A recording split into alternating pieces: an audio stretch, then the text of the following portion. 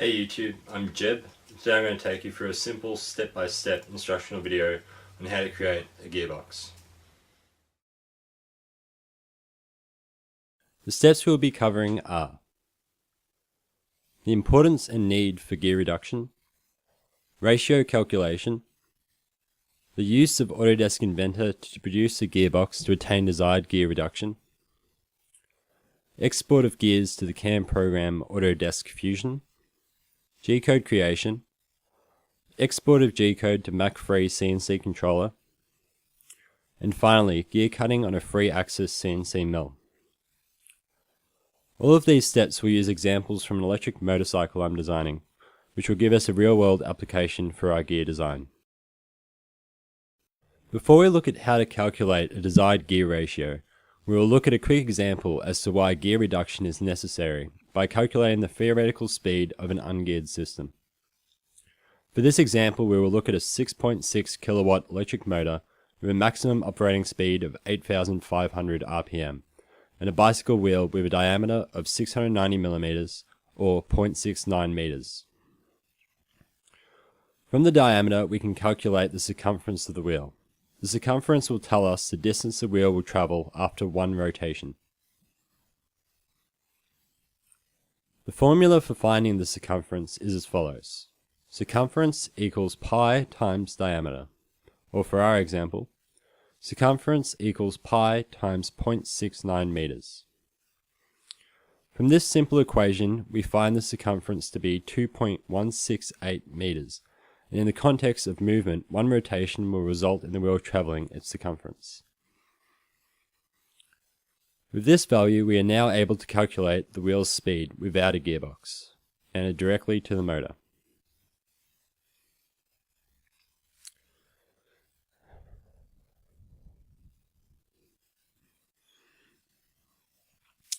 This results in a speed of 18,428 meters a minute, or 1,106 kilometers an hour. So that's great. What's the point of a gearbox if you have an electric bike that can almost break the sound barrier?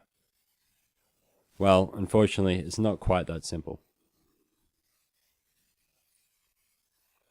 Friction from both wind and mechanical factors limit the possible speed of a vehicle, as shown from this graph.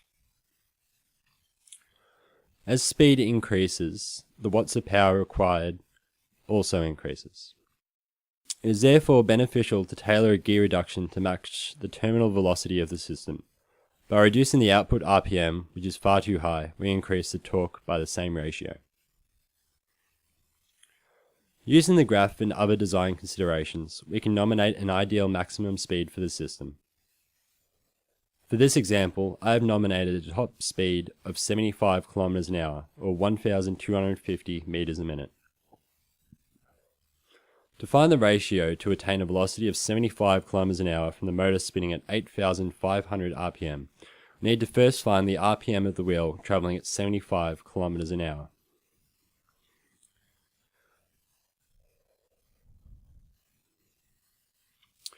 This gives us an RPM of 576.568. Now, using the two known RPMs of the input and the output, we can determine the overall gear reduction of 1 to 14.742, or close enough to 15. So what does this look like in terms of a gear train?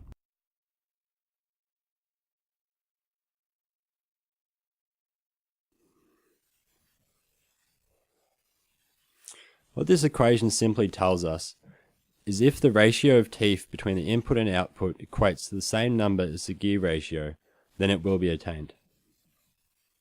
That is to say, regardless of the number of teeth we nominate for the input, we can find a corresponding number of teeth for the output to match the gear ratio. So we've determined a gear ratio of 1 to 15. We now need to nominate a number of teeth for the input. This number is determined by a range of factors, however it will not affect the gear ratio. For the purpose of the example, let's nominate an input gear with 16 teeth. From this we can determine an output gear using the following formula.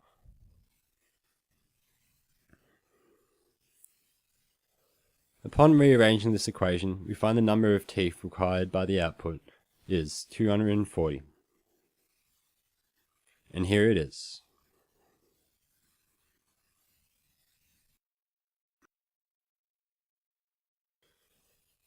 Now that's a very special looking drivetrain. There are, however, quite obvious drawbacks with the design. Size, weight, positioning, and overall appearance. Fortunately, there is of course an alternative to attaining a gear reduction in a single step, and that is of course multi-stage gear reduction. Multi-stage gear reduction is where power is transferred through multiple input and output gears to attain the same reduction but improve on the packaging of the driveline. Another way of looking at this is, so let's find a combination of gears to attain the 1:15 ratio. Firstly, we have to nominate a number of gears including a final reduction using a sprocket to transfer power to the wheel. Sprockets work in exactly the same way as gears in terms of ratios and number of teeth. We are going to look at a 3-stage reduction. An easy way to find the ratio when the gears are the same is to use this formula. Number of stages rooted by the gear ratio. So for our 3-stage gearbox with a 1:15 ratio, the ratio for each gear will be the cube root of 15. This equates to a ratio of 1 to 2.4662. Using the same formula for calculating the number of teeth in the previous example, we can find the teeth ratio to satisfy the gear ratio as closely as possible. So after some trial and error, I decided on an input gear of 15, which when multiplied by 2.4462 becomes a 37 tooth output. Now let's draw a gear.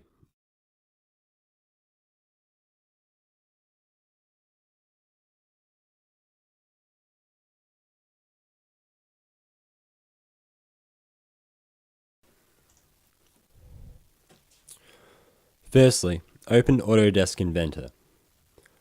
Select Create New File and choose Standard Millimeter IAM. Select the Design tab and then select Spur Gear from the Power Transmission panel. You will be prompted to save the file. After you've saved the file, you should be shown a component generator window. There are a heap of options in this window which can be slightly overwhelming. However, if you only worry about the values we've calculated, it becomes far more simple. Firstly, under Design Guide, select Center Distance. This will now allow you to enter the two values we know, gear ratio and number of teeth on the input. The center distance, face width, and gear module are unimportant at this stage, as they relate mainly to the scale of the gear. Finally, click Calculate. This will tell you if the gear you've designed can be created, and there are no errors in the way that the teeth mesh. Select OK. The gear is now being created, and is able to be scaled, modified, and edited using Inventor or AutoCAD to suit a specific requirement.